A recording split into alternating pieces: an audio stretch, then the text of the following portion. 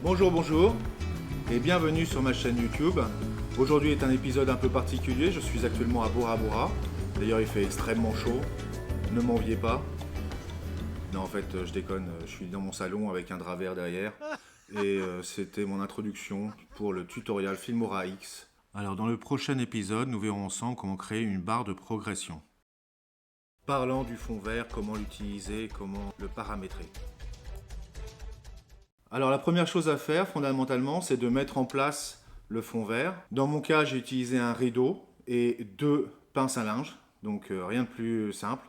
Alors on peut effectivement utiliser des fonds verts sur Amazon, je vais vous mettre des liens qui auront un effet bien sûr, un rendu plus intéressant. Donc dans mon cas, j'ai accroché le rideau au-dessus de ma porte-fenêtre avec ces deux pinces à linge. J'ai allumé ma lumière principale et je lui ai donné un ton bleuté. J'ai augmenté la température de la couleur. Pour une raison très simple, c'est que toutes les autres lampes d'ambiance, on va dire, tendent vers le jaune. Donc j'ai essayé de neutraliser ça pour avoir un vert plus pur, on va dire. Une fois que cela est fait, vous pouvez bien sûr vous filmer et importer cette vidéo dans Filmora X. Et donc maintenant, on va voir comment faire avec Filmora X sur mon ordinateur. Nous voici sur Filmora X. Maintenant, il ne me reste plus qu'à faire le vidéomontage. Je vais d'abord sélectionner le vidéoclip où je suis avec un fond vert en arrière-plan. Je le déplace sur la timeline. Ensuite, je vais sélectionner la vidéo de la mer cristalline. Je la mets en dessous parce qu'on veut que le personnage, le sujet principal avec le fond vert soit au premier plan. Donc là on voit, on n'a rien fait, donc forcément il n'y a pas d'effet de transparence. Première étape à faire, on double-clique. On clique sur l'icône recadrer. Et on va isoler le sujet avec que du vert autour. Alors dans un premier temps, il faut changer le ratio, il faut mettre personnalisé.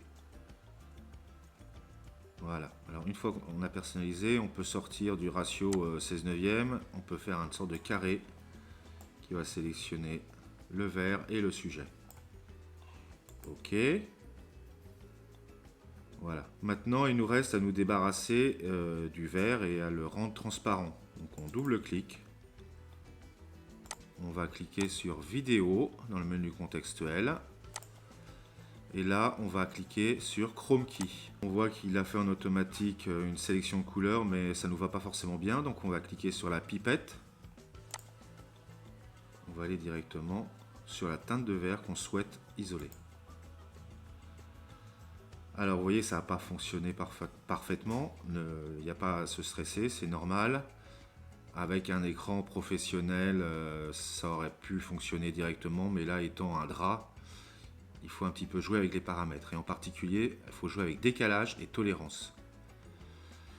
Alors tolérance, j'ai déjà fait des essais. La valeur qui va bien, c'est 49.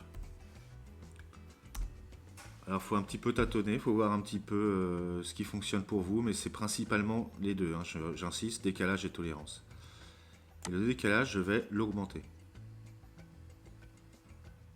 Le résultat est satisfaisant, on va arrêter là. À la place d'utiliser recadrer, on aurait pu utiliser un masque, mais ça, on verra ça dans un autre épisode. J'espère que ça vous a plu. Si c'est le cas, n'hésitez pas à aimer et à partager et à vous abonner parce que plein d'autres vidéos de ce type vont sortir bientôt. Et puis merci. Allez, ciao, ciao!